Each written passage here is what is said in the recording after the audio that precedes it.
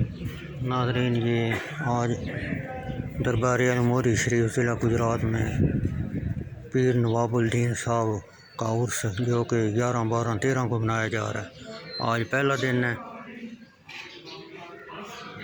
तो आपको ये दिखाते हैं। आज गुस्ल दिया जाएगा।